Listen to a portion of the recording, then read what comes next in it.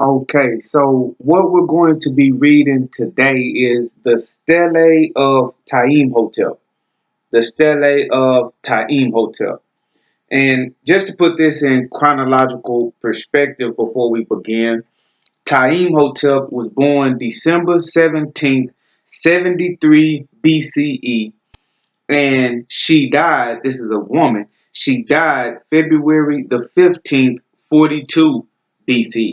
And one of the things that's interesting about this, which made me want to read this on my channel, is the fact that it illustrates how Imhotep, who was the vizier, the second in command to Pharaoh Josia, it shows clearly that he was not only deified after his death, some time after his death, but it gives some type of perspective to what type of a deified individual he was. What did they expect the god Imhotep to do for them?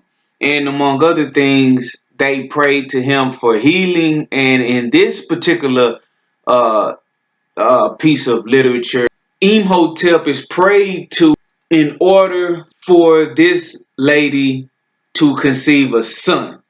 She wanted to conceive a son for her husband, and so she sought out Imhotep to provide her with a son. So that's interesting to me. The clear cut proof and the evidence. Well, one thing I think we have to do more often is we have to actually begin to read the literature of ancient Kemet. Not only talk about Kemet and read what others have said about Kemet, but to actually read the literature of Kemet itself. And that can help to put into context what we're seeing other people say about them.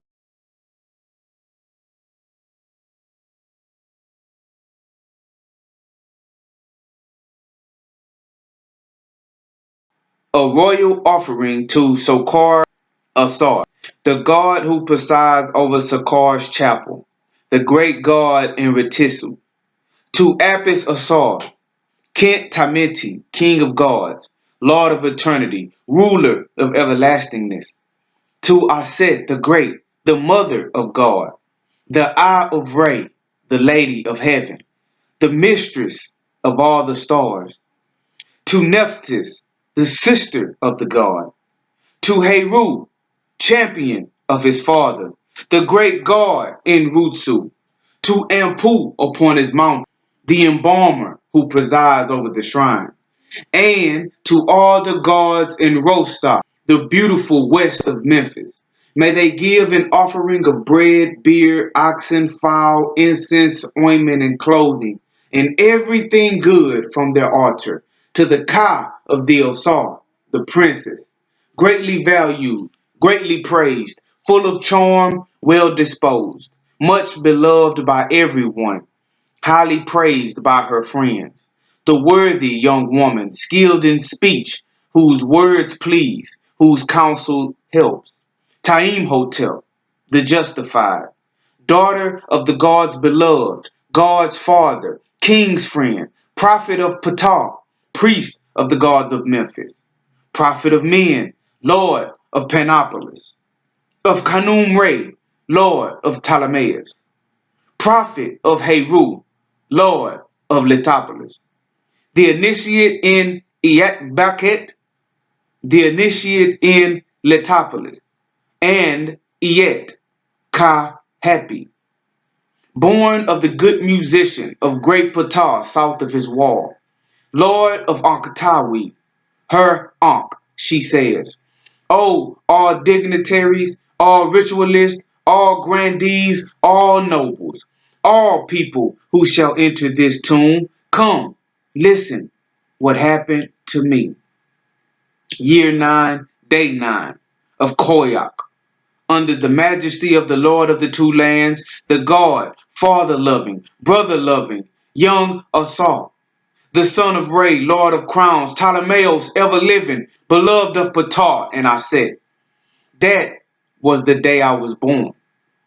Year 23, day 1 of Epiphi, under the majesty of his Lord of the two lands, my father gave me as wife to the prophet of Ptah, the scribe of God in the house of books, the prophet of the robing chamber, the priest of the gods of Memphis, the chief prophet of the gods and goddesses of Egypt, the eyes of the king of Upper Egypt, the ears of the king of Lower Egypt, the second after the king at the erection of the Jed pillar, the staff of the king in the temples, the prince in the seat of Geb, the lector priest in the seat of Thought, who reenacts the creation by Kanun, who, and there's a section lost, and the great God is born in the adjoining. The chief of the master craftsmen, Pishur-rin-Ptah, son of the light rank Petibast, the justified, born of the musician, the great ornament, the singer of Ptah, south of his wall, lord of Akhtawi, her Ankh, the justified. The heart of the high priest rejoiced over it greatly. I was pregnant by him 3 times, but did not bear a male child, only 3 daughters. I prayed together with the high priest to the majesty of the God, great in wonders, effective in deeds, who gives a son to him who has none. Imhotep, son of Ptah. He heard our pleas. He hearkened to his prayers. The majesty of this God came to the head of the high priest in a revelation. He said, let a great work be done in the Holy of Holies of Ankatawi, the place where my body is hidden. As reward for it, I shall give you a male child. When he awakened from this, he kissed the ground to the august God. He gave the orders to the prophets, the initiates, the priests, and to the sculptors of the gold house also. He ordered them to carry out an excellent work in the Holy of Holies. They did as he had said. He performed the opening of the mouth for the august God. He made a great sacrifice of all good things. He rewarded the sculptors on behalf of the God. He gladdened their heart with all good things. In return, he, the God, Imhotep, made me conceive a male child.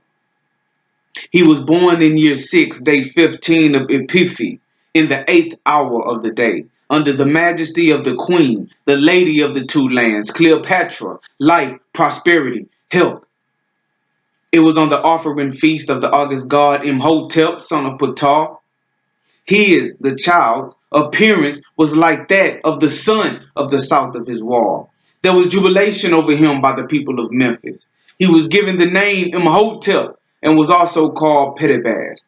Everyone rejoiced over him. Year 10, day 16 of Mekir was the day of my death.